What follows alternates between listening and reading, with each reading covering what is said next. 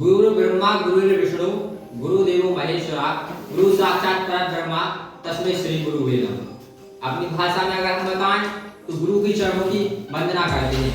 चरण कमल बंदो हरि राई, जाति कृपा पंगु गिरि लगे, अंधे को सब कछु दर्शाई, बहरों सुने गूंग कुल बोले, रंग चले सर छत धराई। वो ऐसी करुणा मैं स्वामी को ब्राह्मण गुप्त बाल कृष्ण मिश्रा बंदो बंदो बंदो पीपा।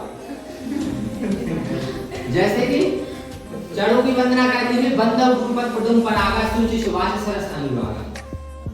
कहते हैं कि जो हमारे उपराष्ट्रपति बने सर्वपल्ली डॉक्टर सर्वपल्ली राधाकृष्ण जी और दूसरी बार राष्ट्रपति बने, उनके जन्मदिन के अवसर पर मनाया गया कि जन्मदिन मनाइए आप। तो उन्होंने कहा वो बहुत ही ओत-पोत थे शिक्षा से।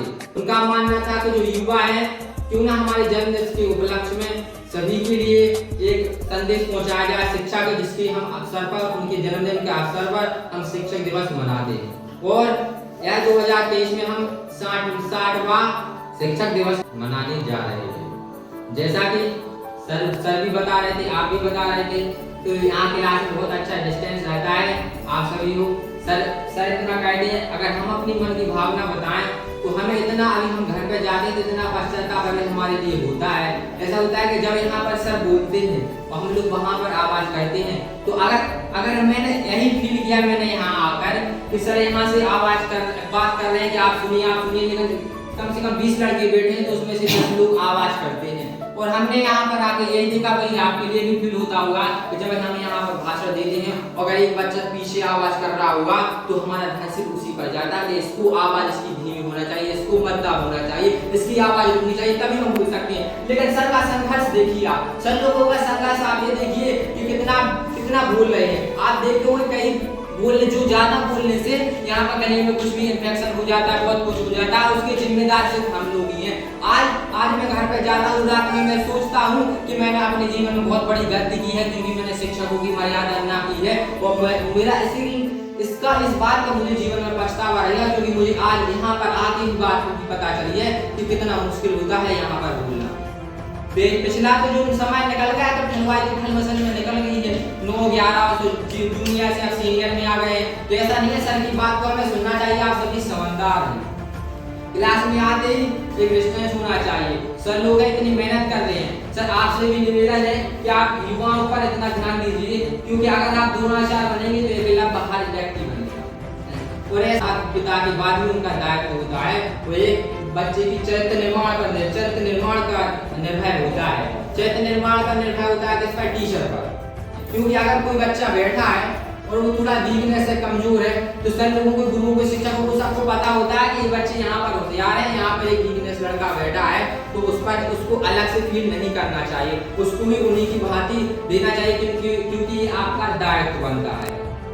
और सभी को पता है, और जो आते हैं बोलते हैं तो हमारा तो ऐसा है कि आप सभी हमारे स्वभाव से वाकिफ हो, पर कहते हैं हम अपनी शैली में बताएं तो कि किसी में सादगी किसी की जुबान से नाज झलकता है, किसी में सादगी किसी की जुबान से नाज झलकता है, हर शख्स की उसके किरदार में मिजाज झलकता है। जो आप यहाँ पर कर रहे हो वह आपके संस्कारों को दिखलाता है, आपके संस्कार दर्शाता है। संस्कार इसीलिए दर्शाता है क्योंकि जब आप यहाँ पर बिहेव कर रहे हो, यहीं पे नहीं कहीं भी आप बिहेव कर रहे हो, तो आपके लिए वह बताया जाता है, आप खुद अपने आप फील कर देते हो, दूसरे को बता देते हो कि आप में संस्कार दिए गए हैं, आपकी परवरिश हुई है कि आपसे जानवरों की तरह पाले की गई। सोच सकते हैं आपको बुरा लगेगा, स्वाभाविक है आपको बुरा लगना चाहिए क्योंकि व्यक्ति गलती करके बहुत कुछ सीखता है। और हमारा तो ऐसा है कि आप जानते हो नटखट जवान है, चंचल परिवार में छोटे हैं तो कुछ भी होता रहता है। पर अगर आप किसी के मन में भी फील आ रहा होगा कि अगर सर क्लास अटेंड करते हैं तो सर महाराज मतलब आवाज करते हैं, तो हमारा उद्देश्य किसी की व्यक्तिगत भावना को ठेस पहुंचाना नहीं, मात्र मनोरंजन तक इसी में, तो कृपया बुरा मत माने।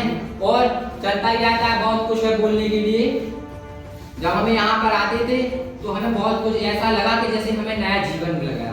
घर पर हम रहते थे तो ऐसा लगता था कि बिल्कुल हमें एक टारगेट नहीं मिलता था कि हमें क्या करना है। हम इतने हो चुके हैं, 19 वर्ष के हो चुके हैं, लेकिन कोई टारगेट नहीं था। ऐसे लगता था कि जीवन बिल्कुल समाप्त हो गया।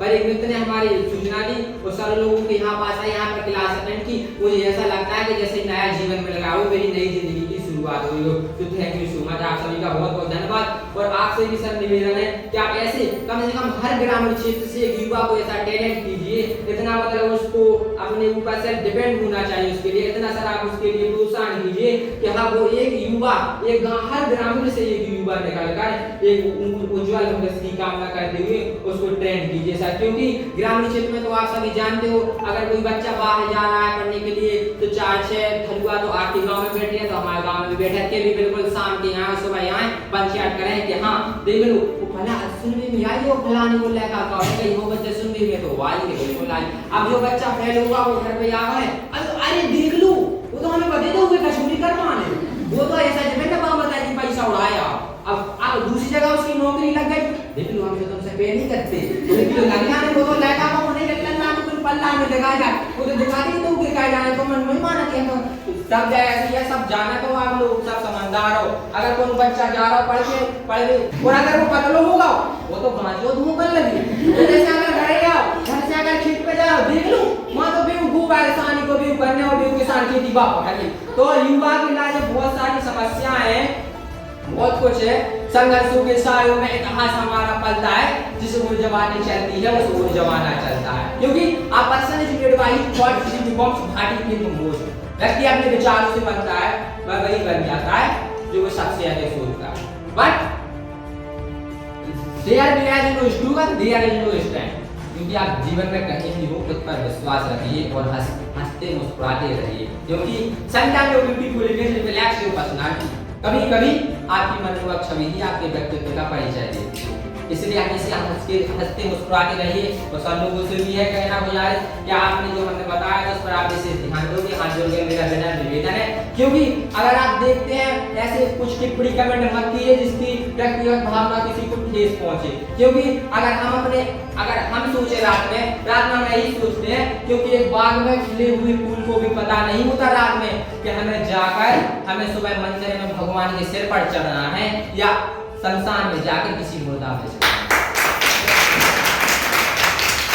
तो आप सभी से मेरा निवेदन है कि आप मेरी भावनाओं को समझेंगे और जो भी कुछ गलती हो तो क्षमा करिएगा, और जो कुछ बुरा लगा हो तो बुरा लगना स्वाभाविक है, बुरा मान, क्योंकि अगर व्यक्ति अपनी गलती से सीखता है, जिसने कोई गलती नहीं की, क्योंकि जो हम फेलियर होते हैं, फेल कौन होते हैं? जो मेहनत करते हैं, जो मेहनत नहीं करेंगे वो फेल का को बड़ी बड़ी पीठ बढ़ा रहे हैं। तो ठीक है, आप सभी का बहुत बहुत धन्यवाद।